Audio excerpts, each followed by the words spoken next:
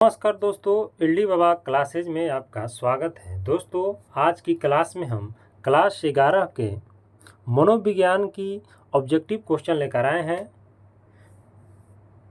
जिसको आप ध्यानपूर्वक देखिएगा, सुनिएगा और समझिएगा। और वीडियो पसंद आए तो लाइक, शेयर और सब्सक्राइब करना बिल्कुल ना भूलिएगा। तो प्रश्न पर आते हैं कि आधुनिक मनोविज्ञान की प्रयोगशाला कहाँ स्थित है। तो आधुनिक मनोविज्ञान का जो प्रयोगशाला है वो लिप्जिग में स्थित है। कहाँ है? लिप्जिग में स्थित है। अगला प्रश्न है कि मनोविज्ञान व्यवहार का विज्ञान है, किसने कहा? तो वाटसन ने कहा, ऑप्शन नंबर ए।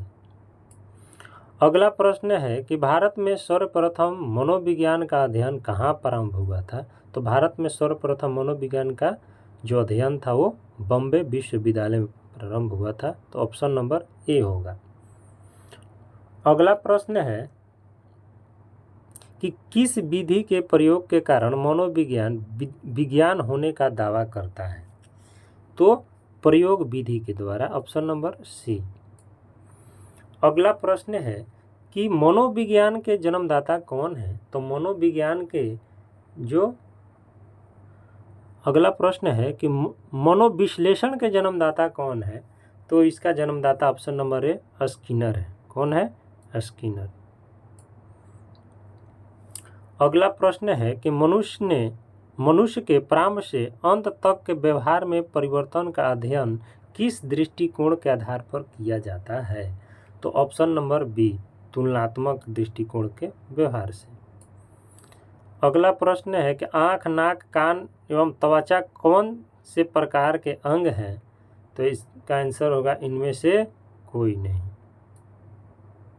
इस मनोविज्ञान में व्यवहारों का अध्ययन सामाजिक परिस्थितियों में किया जाता है, उसे कहते हैं। तो उसे क्या कहते हैं? तो उसे समाज मनोविज्ञान कहते हैं। क्या कहते हैं? समाज मनोविज्ञान। अगला प्रश्न है कि इंडियन साइको एनालिटिक संघ की स्थापना कब हुई। तो इसकी स्थापना जो हुई सन 1922 में हुई। ऑप्शन नंबर सी होगा। अगला प्रश्न है कि मानव मनोविज्ञान तथा पशु के व्यवहार की तुलना का अध्ययन किसमें करते हैं। तो इसका आंसर होगा तुलनात्मक मनोविज्ञान, ऑप्शन नंबर ए। अगला प्रश्न है कि व्यवहार से तात्पर्य जीव की कमी खाली स्थान से होती है। तो इसका आंसर ऑप्शन नंबर ए अनुक्रियाओं होती है। अगला प्रश्न है कि अपराधी का व्यवहार व उसका सुधार का अध्ययन खाली स्थान के अंतर्गत करते हैं। इसका आंसर क्या होगा? तो इसका आंसर होगा ऑप्शन नंबर सी, नैदानिक मनोविज्ञान। अगला प्रश्न है कि खाली स्थान है कि सफलता नेताओं के गुणों तथा जनता के भावों को ठीक प्रकार उसकी समझने की योग्यता है। इसकी आंसर क्या होगा? तो इसकी आंसर ऑप्शन नंबर ए, राजनीति होगा। अगला प्रश्न है कि अनुभव एक समग्र के रूप में होता है, कौन संप्रदाय कहलाता है। तो इसका आंसर होगा इनमें से कोई नहीं। अगला प्रश्न है कि भू मनोविज्ञान के अंतर्गत कौन सी समस्या की विवेचना की है। तो इसका आंसर होगा इनमें से कोई नहीं, ऑप्शन नंबर डी। अगला प्रश्न है कि किस विधि के प्रश्नों का उत्तर है या न में होता है।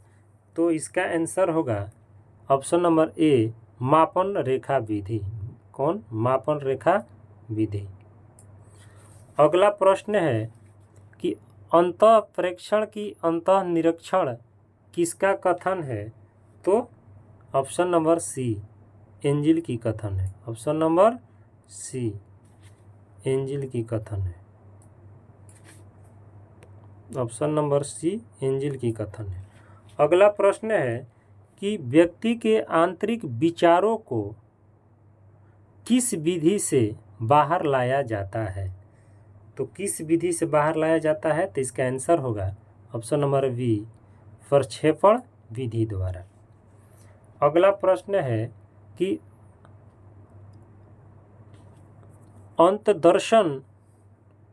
अंतर्दर्शन तथा बहिर्दर्शन विधियां किस विधि के अंतर्गत स्वीकृत की है?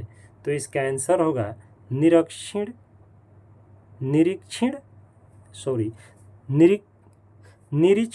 विधि द्वारा। किसके द्वारा? निरीक्षण विधि द्वारा। अगला प्रश्न है कि वैयक्तिक वातावरण का अध्ययन किस विधि के अंतर्गत किया जाता है? तो इसका आंसर होगा केस स्टडी विधि द्वारा। अगला प्रश्न है कि माध्य माध्यिका बहुलक आदि का प्रयोग किस विधि के अंतर्गत होता है? तो इसका आंसर होगा ऑप्शन नंबर बी सांख्यिकीय विधि द्वारा। अगला प्रश्न है कि मनोविज्ञान की पहली विधि कौन सी है? तो मनोविज्ञान की पहली विधि जो है वो ऑप्शन नंबर ए मनोविज्ञान की पहली विधि ऑप्शन नंबर बी निरीक्षण विधि होता है। अगला प्रश्न है कि अगला प्रश्न है कि दो चल राशि का समान दिशा में बढ़ना क्या कहलाता है? तो समान दिशा में बढ़ना जो कहलाता है सकारात्मक सहसंबंध कहलाता है। अगला प्रश्न है कि चेतन एवं अचेतन स्थितियों का अध्ययन किस विधि के अंतर्गत किया जाता है? तो इसका आंसर होगा मनोविश्लेषणात्मक विधि, ऑप्शन नंबर ए। अगला प्रश्न है कि चरों के नियंत्रण के अंतर्गत कौन सी क्रिया की जाती है? तो इसका आंसर होगा ऑप्शन नंबर बी आश्रित चर को जानना। अगला प्रश्न है कि शैशवावस्था से लेकर वृद्धावस्था तक के विकास का क्रमिक अध्ययन किस विधि में किया जाता है? तो इसका आंसर होगा ऑप्शन नंबर सी विकासात्मक विधि द्वारा। अगला प्रश्न है कि किशोर मनोविज्ञान के अंतर्गत कितनी आयु तक के किशोरों की क्रियाओं का अध्ययन किया जाता है? तो इसकी आंसर होगा ऑप्शन नंबर डी 12-20। अगला प्रश्न है कि मनोविज्ञान की प्रथम प्रयोगशाला किसके द्वारा स्थापित की गई है? तो उन्ट द्वारा। अगला प्रश्न है कि मनुष्य की उत्पत्ति तथा प्रजाति के क्रमिक विकास का अध्ययन किस मनोविज्ञान शाखा के अंतर्गत किया जाता है? तो उत्पत्ति मूलक मनोविज्ञान।